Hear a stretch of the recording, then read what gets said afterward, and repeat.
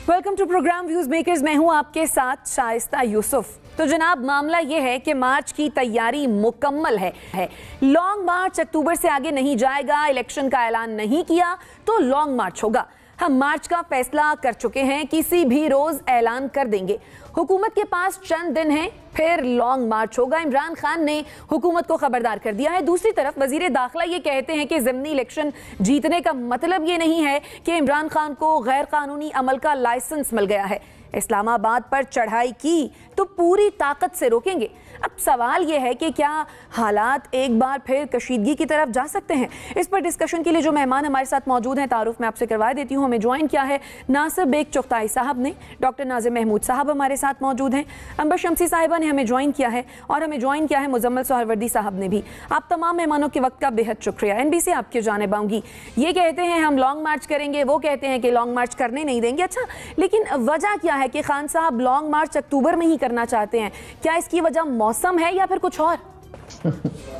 मेरा ख्याल है इनकलाबी अक्टूबर जो था चाइना का, वो शायद उनके जहन में है कि 1949 में कॉमरेड चेयरमैन माओ जेडुंग ने चाइना को अवामी जमहूरिया बनाने का ऐलान किया था। शायद वो भी कुछ ऐसे करना चाहते हैं, लेकिन वो चीज़ें उनमें नहीं हैं, वो क्लास नहीं है, वो लॉन्ग मार्च नहीं है जो चेयरमैन माओ जेडुंग ने किया था। वो लॉन्ग मार्च शायद 3-4 लाख लोगों ने शुरू किया था, और शायद 400 या 500 लोग जिंदा पहुंचे थे बीजिंग। बड़ी कुर्बानियाँ थी बहुत। तो ये तो इन तिलों में इतना तेल नहीं है कि वो इस पर थोड़ा सा भी काम कर सकें। लेकिन अक्टूबर से आगे नहीं जाना चाह रहे, मुमकिन चले जाएं, क्योंकि हम तो सितंबर सुन रहे थे, सितंबर से आगे चले गए। अब अक्टूबर भी तकरीबन मिड होने वाला है, हो गया है मिड, तो उसके बाद कब जाएंगे? पहले कहा था मैं इसलिए नहीं जा रहा कि इंतखाबात होने वाले हैं। इंतखाबात भी हो गए। इंतखाबात में बहुत ज़बरदस्त फतेह का ऐलान किया गया, जश्न मनाया गया, लेकिन 2 जगहों पर बहुत टिका के जो काम हुआ है वो तो आपको शायद नज़र आ गया होगा। मुल्तान में जो हुआ वो, और कराची में जो हुआ। कराची में तो खैर इतना बड़ा मामला नहीं था, वो छीनी हुई सीट थी, मिल गई उनको वापस। मुल्तान में क़यामत मची है, उसका भी उनको सदमा है, गालिबन उनका बहुत सदमा है। वो टिकट ही गलत दिया गया था मुल्तान वाला। खैर वो सवाल भी उनसे हुआ था जिसका उन्होंने जवाब नहीं दिया। तो मेरा ख्याल ये है कि उनके जहन में कोई तारीख नहीं है अभी। वो जो बैकडोर मुज़ाकरात हो रहे हैं, बकौल उनके, एक साहब ने तो कहा कोई मुज़ाकरात नहीं हो रहे हैं, लेकिन बकौल उनके कि जो बैकडोर मुज़ाकरात हो रहे हैं उनसे उनकी उम्मीदें वाबस्ता हैं। उम्मीदें क्या वाबस्ता हैं? उम्मीदें मेरा ख्याल है जमहूरियत के लिए नहीं है। उम्मीदें ये हैं कि हमें तुमने क्यों निकाला और अब हमें वापस लेकर आओ। शायद ये मुमकिन है, मैं गलत कह रहा हूँ, लेकिन अंदाज़ा ये हो रहा है। जो उनका लेजा है, टोन है, वो ये बताती है कि यार आपने हमसे क्या किया, अपना अच्छा हम लोग चल रहे थे। और ये मेरा ख्याल है कि ये वो दौर है, अल्लाह करे ये वो दौर हो जब हम हमीद गुल का सिलसिला यहाँ ख़त्म होते हुए देखें। अब इसको सब समझ रहे होंगे मैं क्या कह रहा हूँ, कि हमीद गुल से एक फ़िलासफ़ी शुरू हुई थी कि हमने फ़ैसला किया है कि हम वगैरह वगैरह वगैरह। तो ये ख़त्म हो। इमरान खान साहब ने बहुत बड़ी कामयाबी हासिल की है। उनका बहुत ज़्यादा भरम है, बहुत ज़्यादा उनकी शोहरत है, मकबूलियत है, जगह जगह से वो जीते हैं, लेकिन 100% नहीं जीत पाए, जिसका तक कौमी असम्बली में 2 अराकीन का इजाफा हो गया जो हल्फ उठाएंगे। सही। डॉक्टर नाजिर साहब, लॉन्ग मार्च का शोर शराबा जाहिर है इंतखाबात की तारीख लेने के लिए ही है, लेकिन इमरान खान ने जब आज प्रेस कॉन्फ्रेंस की तो उनका कहना यह था कि जब तक नवाज शरीफ नहीं मानेंगे तब तक इंतखाबात जो है वो नहीं होंगे। तो आपके ख्याल में क्या वाकई ऐसा ही है? उनका खदशा जो है वो दुरुस्त है? बड़ी हद तक मेरे ख्याल है बात ठीक है, क्योंकि इस वक्त हुकूमत के जो वज़ीर आज़म हैं वो तो शहबाज शरीफ हैं, जो कि नून लीग के हैं, और नून लीग के जो वैसे कायद हैं वो नवाज शरीफ हैं। तो ये बात तो हकीकत है कि अगर नवाज शरीफ ये फ़ैसला कर लें आज कि भाई इलेक्शन करवाने, और शहबाज शरीफ से कहेंगे जी असम्बलियाँ तुड़वा दो सदर को कह के, तो वो हो जाएगा। लेकिन सवाल यही है कि क्या नवाज शरीफ ये फ़ैसला करेंगे? मेरा ख्याल है अभी ये फ़ैसला नहीं होगा। तो अब होगा क्या? इस इंतखाबात के नतीजे में जो चीज़ सूरत हाल सामने आई है उसमें 2-3 तब्दीली मैं देख रहा हूँ। कुछ तब्दीलियाँ देख रहा हूँ और कुछ तसलसल देख रहा हूँ। तब्दीली तो एक ये है कि 2 गुब्बारों में हवा भरी है और 2 गुब्बारों से हवा निकली है। सबसे पहले तो इमरान खान के गुब्बारे में मजीद हवा भर गई है। अच्छा, वो उस भरने की वजह यही है कि बाज़ लोग ये कह रहे थे कि ये इतनी नशिस्तों पे लड़ रहे हैं, ये 3-4 से ज़्यादा नहीं जीत सकेंगे, लेकिन बहरहाल वो 6 जीत गए। गो के खैर उन्होंने अपना खुद का रिकॉर्ड भी तोड़ दिया जी। तो ये अब तब्दीली जो आनी चाहिए वो ये आनी चाहिए कि ये बहरहाल इस पर पाबंदी लगनी चाहिए कि कोई भी एक उम्मीदवार 2 नशिस्तों से ज़्यादा इलेक्शन लड़ने की इजाज़त नहीं होनी चाहिए, क्योंकि ये पूरी एक्सरसाइज इन फ्यूटिलिटी हो गई ना। देखिए, इलेक्शन कमीशन काम करता है, आवाम वोट देने जाते हैं, ये अवामी टैक्स का पैसा होता है जो इलेक्शन कमीशन के पास, इलेक्शन कमीशन इलेक्शन कराता है, और ये लाखों की नहीं करोड़ों और अरबों की बात होती है। अब इतने खर्चे के बाद अब होना क्या है, इनको खुद पता है इमरान खान साहब को कि ये इनको रिज़ाइन देना पड़ेगा बाकी नशिस्तों से।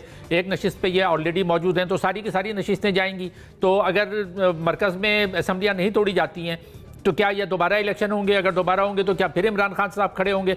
तो ये जो मैंने पहले एक दफ़ा बात कही थी कि ये बंद गली में धकेल रहे हैं, ये सिर्फ ये बतलाना चाहते हैं कि जी मैं जीत सकता था, मैं इतनी नशिस्तों पे जीत गया। दूसरे जो जिस गुब्बारे में हवा भरी है, जो कि अच्छी बात है, मैं समझता हूँ, वो पीपल्स पार्टी है जी। पीपल्स पार्टी ने गैर मामूली तौर पर अच्छी कारकर्दगी का मुजाहरा किया है। अब हकीम बलोच जीते हैं, यहाँ से गिलानी साहब के साहबजादे मूसा गिलानी जीते हैं। ये दोनों बड़ी कामयाबियाँ हैं, और मुझे लग ये रहा है कि एक पीपल्स पार्टी का रिसर्जेंस हो सकता है। जो लोग बिल्कुल राइट ऑफ कर रहे थे पीपल्स पार्टी को कि ये अब नहीं आएगी, इस तरह के राइट ऑफ पहले भी किए गए। 90s में बेनज़ीर साहिबा को कहा गया कि ये वापस नहीं आएंगी, लेकिन वो हुआ। अच्छा, जिनको ज़्यादा नुकसान हुआ, जिन 2 गुब्बारों से बिल्कुल हवा निकली है, वो तो एक नून लीग को नुकसान हुआ है, क्योंकि नून लीग मुसलसल हार रही है, पहले भी हारी, यानी जब ये अपोजिशन में थे तो जीत रहे थे जी। इख्तिदार में आने के बाद तो ये मुतवातिर इलेक्शंस हार रहे हैं, तो ये इनके लिए और बड़े मार्जिन से हार रहे हैं। खानेवाल में तो मेरा ख्याल है कि 15,000 वोट से हारे हैं, बाकी भी 10-10,000 वोट से हारे हैं, और दूसरे JUI के कासिम हारे हैं। लेकिन तीसरा जिनके हारने का मुझे दुख है, वो ANP के लोग, जिन्होंने बड़ी कुर्बानियां दी, अपने लोग कमाए, शहादतें हैं। बिलोर साहब भी हारे और बड़े मार्जिन से हारे, 25,000 वोट से हारे, और एमल वली भी कोई 10-12 हज़ार वोट से हारे। तो ये बड़ी जो है ना, मेरे लिए तो अफसोसनाक बात है ANP का इस बुरी तरह से हारना। आपका पॉइंट आ गया। अंबर शम्सी, क्या लगता है, क्या हुकूमत अपनी शिकस्त का बदला इस तरह से लेगी कि अगर लॉन्ग मार्च होता है तो हालात जो है वो कशीदा कर दिए जाएं? क्योंकि जिस तरह से राना सनाउल्लाह साहब की जानिब से धमकियों का सिलसिला जारी है, उससे तो यही लग रहा है कि 25 मई वाली सूरत हाल दोबारा होगी। नहीं, यहाँ सवाल ये बनता है कि हुकूमत कौन है, क्योंकि अगर हम देखें कि ये जो नशिस्तें थी, ये तो इससे कबल पाकिस्तान तहरीक इंसाफ ही की थी। हुकूमत में पाकिस्तान पीपल्स पार्टी भी है, जिनको 2 नशिस्तें अब मिल गई हैं, तो उनके लिए तो एक नेट गेन हुआ अगर आप हुकूमत की बात करें। और ख़ास तौर पर जैसे अभी यही बात हो रही थी, पीपल्स पार्टी ने तो उस पर बहुत गेन किया है, क्योंकि 2 सीटें मज़ीद मिल गई हैं। एक तासुर पैदा हो रहा है कि पीपल्स पार्टी की बहाली जो है वो बिल्कुल मुमकिन है। तो मैं समझती हूँ कि ये जो पाकिस्तान मुस्लिम लीग नवाज की जो शिकस्त है, उसका बदला तो लड़ाई झगड़े तसादुम से नहीं लिया जाता। उसका बदला तो जाहिर है इंतखाबात के ज़रिए लिया जाता है, या हम कह सकते हैं कि इसकी पार्टिसिपेशन में लिया जाता है। पाकिस्तान मुस्लिम लीग नवाज का ये मसला है कि जाहिर है जो इन्होंने इकोनॉमिक जो पॉलिसीज़ अपनाई हैं, उसकी सियासी कीमत बार बार चुका रहे हैं, और उसका अजाला नहीं कर पा रहे, जिसकी वजह से उनको जो सूट करता है वो इंतखाबात में ताख़ीर है, क्योंकि तब तक उनको वक्त मिल सकता है। लेकिन मैं समझती हूँ कि ये जो ज़िमनी इंतखाबात जुलाई में हुए थे पंजाब से, उसके बाद भी उन्होंने सबक नहीं सीखा, क्योंकि ऐसे जाहिर हुआ कि उन्होंने हाथ उठा लिए। मरियम नवाज साहिबा लंदन में बैठी हुई हैं, छोटे मोटे जो कारकुनान हैं जो वो कैंपेन चला रहे थे, और अल्लाह अल्लाह खैर से अल्लाह, तो उन्होंने बेसिकली जो आपने इमरान खान साहब की मकबूलियत को मद्देनज़र रखते हुए मुकाबला ही नहीं करना पसंद किया। तो असल जो आपका इंतकाम होता है वो बैलेट बॉक्स में होता है, सियासत के ज़रिए होता है, और ऐसा लग रहा है कि ना वो एक बयानिया तश्कील दे पा रहे हैं जिससे वो लोगों में अपनी खोई हुई मकबूलियत जो है दोबारा तो अगर नहीं बहाल कर सकते, लेकिन कम से कम अपना जो पैगाम है वो पहुंचा सके, वो भी नहीं बना सके। और फिर साथ साथ जो इंतखाबी अमल है उससे भी वो अदम दिलचस्पी का इजहार कर रहे हैं। तो मैं समझती हूँ कि इंतकाम तसादुम से नहीं होगा। इमरान खान साहब भी क्योंकि इबाम का शिकार नज़र आ रहे हैं, क्योंकि मैं समझती हूँ कि इतनी उनकी जो फतह हुई थी, अगले दिन वो ऐलान कर देते, अक्टूबर कह रहे हैं, अगले दिन ऐलान कर देते 3 दिन बाद लॉन्ग मार्च होगा, और हम इधर से इंडिया में शायद वो एक्सपेक्ट कर रहे हो कि मैं अब जब नताइज जो हैं वो इतने अच्छे आ गए हैं, तो शायद इंतखाबात की तारीख का हुकूमत खुद ही ऐलान कर दे। ये भी तो मुमकिन है। ये तो ऐसा तो कभी नहीं होगा ना, क्योंकि आपने बार बार देखा जब पाकिस्तान तहरीक इंसाफ की हुकूमत में थी और बार बार इलेक्शंस हार रही थी, तो क्या उन्होंने एक दफा भी इंतखाबात का ऐलान किया? सबको पता है कि इक़्तिदार जब एक दफा आ जाता है कोई इतनी आसानी से कोई नहीं छोड़ता। तो मैं समझती हूँ कि ये इमरान खान साहब ने जो अपनी जाती मकबूलियत है उसका इजहार तो इन इंतखाबात के जरिए कर दिया, लेकिन पाकिस्तान तहरीक इंसाफ के लिए मेरे ख्याल में ये भी अब सवालिया निशान बनना चाहिए। देखिए, आपका टर्नआउट जो था इंतहाई कम था, 2 मेरे ख्याल में सीटों के अलावा, जिसमें ननकाना एक था जिसमें ज्यादा टर्नआउट था, बाकियों में बहुत लो टर्नआउट था, जिसका लोगों को पता है कि ये तो वोट जाया करने की बात है। और इससे फिर आपका जो वक्ती तौर पर इमरान खान साहब और उनके सपोर्टर्स को एक बूस्ट तो मिलता है कि ये वाहिद सियासी लीडर हैं जो इतने मकबूल है, लेकिन पार्टी के लिए ये क्या फायदा होगा कि आपके पास और कोई उम्मीदवार ही नहीं है जो जीत सके? मेरे ख्याल में कि ये सवाल भी बनता है। सही। मुजम्मिल सोहरावर्दी साहब क्या कहेंगे? लगता है कि लॉन्ग मार्च को लेकर खान साहब खुद भी इबाहम का शिकार हैं? सर्टेनली वो जो उनके पास असलहा या उनके पास जो चालें मौजूद हैं वो आखिरी चाल है जो वो चल सकते हैं, और अगर उसके बाद भी उन्हें अपना हदफ हासिल ना हुआ तो फिर क्या करेंगे? बार बार लॉन्ग मार्च तो नहीं किया जा सकता है। ये एक्सरसाइज उन्होंने 25 मई को की है और 25 मई के बाद वो दोबारा करने की पोजीशन में नहीं है अभी तक, इसलिए उन्हें पता है कि बहुत सोच समझ के उन्होंने खेलना है, और अगर वो ये तीर भी हाथ से निकल गया तो फिर क्या होगा? और अगर इस तीर के निकलते ही नुकसान ज़्यादा हो गया, तहरीक इंसाफ की सियासत को ज़्यादा नुकसान हो गया, तो उसकी कीमत भी कौन चुकाएगा? लेकिन मुजम्मिल साहब ये भी तो हो सकता है कि तीर निशाने पर लग जाए। समझ के फैसला करने की कोशिश कर रहे हैं, और सोच समझ के ही फैसला करना चाहिए, पेशेंस से फैसला करना चाहिए, जल्दबाजी में नहीं करना चाहिए। और अगर वो इस हुकूमत को मुकम्मल टाइम भी दे दें, कितना रह गया है? अगस्त तक इस हुकूमत के पास टाइम है, अगर वो अगस्त तक टाइम दे भी दें, उन्हें क्या जरूरत है? अगर आज उनके कहने पर असेंबली तोड़ दी जाए तो 90 दिन में इलेक्शन होंगे, नवंबर, दिसंबर, जनवरी, फरवरी में जाके इलेक्शंस हो, जनवरी एंड पे इलेक्शंस होंगे। अब अगर जनवरी फरवरी में आज वो लॉन्ग मार्च कर लें तो भी जनवरी में इलेक्शंस हो सकते हैं, उनके वो जीत जाएं, फतह हो जाए उनको। अगर नवंबर में होंगे तो फिर फरवरी में होंगे, दिसंबर में होंगे तो मार्च में होंगे। मुझे नहीं समझ आती 2-3 माह पहले इमरान खान इंतखाबात करवा के क्या हासिल कर लेंगे। उनको आराम से अगस्त तक का टाइम देना चाहिए इस हुकूमत को। उनकी पॉपुलैरिटी अगर साबित हो रही है तो जो आइन में, जब वो कहते हैं कि मैं एक डेमोक्रेट हूँ और मेरी जद्दोजहद आइन के तकाज़ों के मुताबिक है, आइन के अंदर है, तो आइन में इंतखाबात का वक्त मुकर्रर है, उस मुकर्ररा वक्त पर मुल्क में इंतखाबात होंगे जिन्हें कोई आगे नहीं कर सकता। वो उस मुकर्ररा वक्त पर इंतखाबात में हिस्सा लें। वो मारवाए आइन इंतखाबात चाह रहे हैं कि कबल अज वक्त दे दिए जाएं। उसके लिए वो उनके पास एक ही हथियार है कि वो मुल्क में बदअमनी पैदा कर लें। दूसरा हथियार है कि वो पार्लियामान में जाएं और पार्लियामान में जाकर इस हुकूमत को गिरा दें। लेकिन उन्होंने तो अपने 8 वोट कम कर लिए हैं, अब वो कैसे गिराएंगे? तो ये कह रहे हैं ना कि अगर आप यहाँ इस्लामाबाद आते हैं तो फिर खुद को अल्लाह के सुपुर्द करके आए। सही बात है।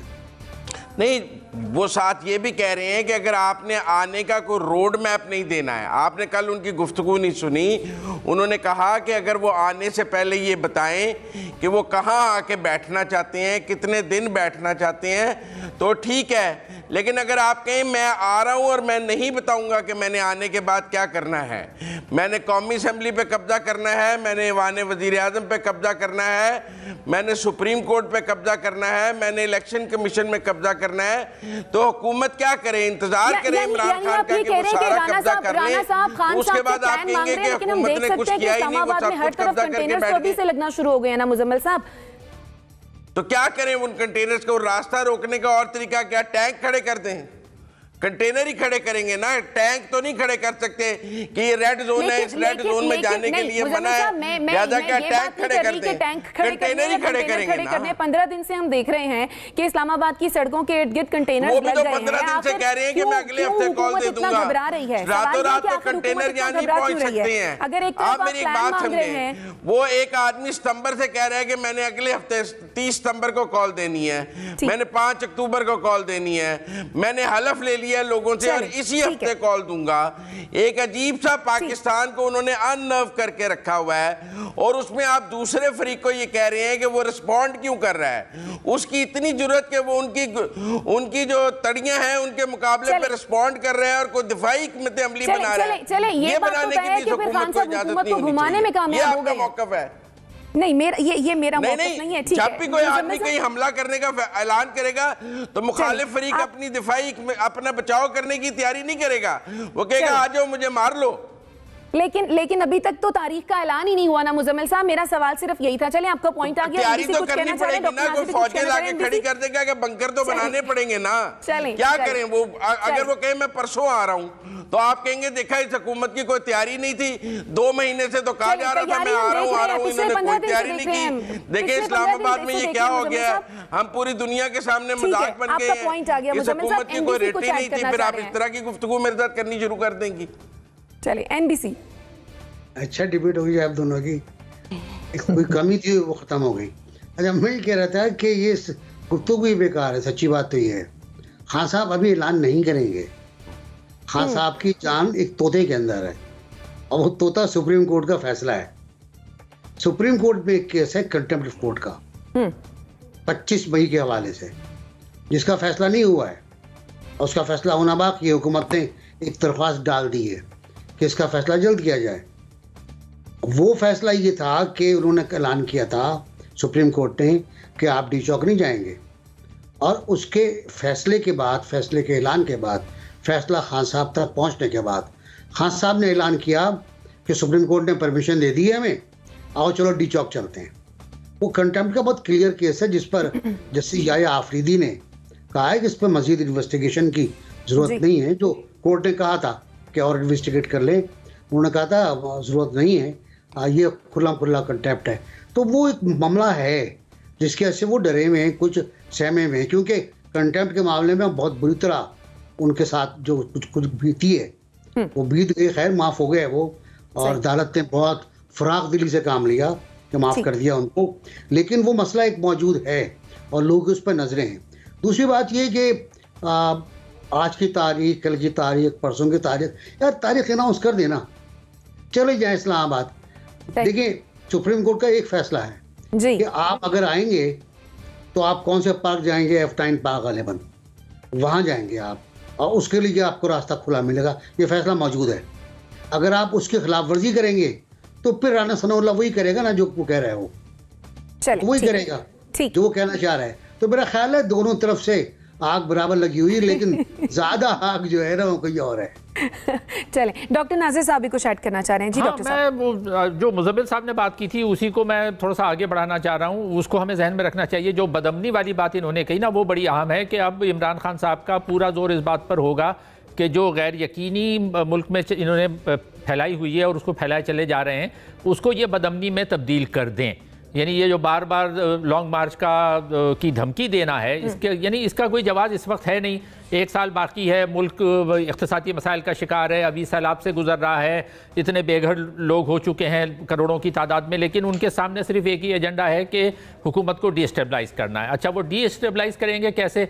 लॉन्ग मार्च के लिए अगर आते हैं तो ज़ाहिर है बदअमनी फैलती है। और दूसरी बात जो अहम है, जिस पर अभी तक बात नहीं हुई, करनी चाहिए कि इलेक्शन कमीशन की तरफ जो इनकी यलगार है, यानी ये सारे इलेक्शन अभी अप्रैल ऑनवर्ड्स जीतते रहे हैं, लेकिन इन्होंने इलेक्शन कमीशन के बारे में मुसलसल खदशात का इजहार किया है अभी भी। यानी इलेक्शन जीतने के बाद, कल ये इलेक्शन जीते हैं और आज फिर इन्होंने सिकंदर सुल्तान साहब जो इलेक्शन कमिश्नर हैं उनको बराह रास्त निशाना बनाया है और कहा है कि ये नून लीग के आदमी हैं, ये गलत है और ये उनके इशारों पे खेल रहे हैं। भाई अगर ये उनके इशारों पे खेल रहे हैं तो आप इलेक्शन कैसे जीत रहे हैं? ये अच्छा, और फिर एक बात और भी है कि जो अपोजिशन हारी है, जो हुकूमत की PDM के जो लोग हारे हैं, उनमें से किसी ने भी धांधली का इल्ज़ाम नहीं लगाया। और ये जिन नशिस्तों पर हारे हैं, इमरान खान साहब ने फौरन धांधली का इल्ज़ाम लगा दिया। मनीर के बारे में कह रहे हैं कि दोबारा इलेक्शन धांधली का इल्ज़ाम लगाया गया है। इमल वली खान भी ये कह रहे थे कि मतलब धांधली हुई है KPK में 4 सदा में जब इंतखाबात, और गुलाम अहमद बलोर ने भी इंतखाबात मानने से इनकार कर दिया जो नताइज आए हैं। हाँ, लेकिन ये ज्यादा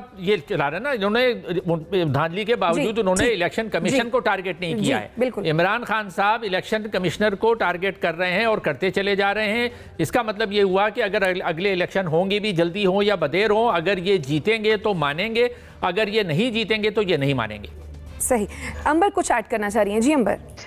जी, वो एक पॉइंट था जो बात हो चुकी है। मैं चाहती हूँ कि इलेक्शन कमीशन पर भी मैं थोड़ी सी और बात करूँ, क्योंकि इस वक्त इमरान खान साहब का वाकई जवाब नहीं बनता, बल्कि हो ये रहा है। और आप देखिए जो मैजिस्ट्रेट थी उनके हवाले से भी यही बात हुई थी कि इमरान खान साहब जब हदफ बनाते हैं तो फिर जाहिर है क्योंकि उनके वोटर सपोर्टर बहुत कट्टर होते हैं तो एक खतरा भी रहता है। आपको मालूम होगा, आपको शायद ना मालूम हो, लेकिन जैसे सिकंदर साहब भी है, उन्होंने भी इजहार किया है कि वो अपने आप को गैर महफूज तस्वुर करते हैं।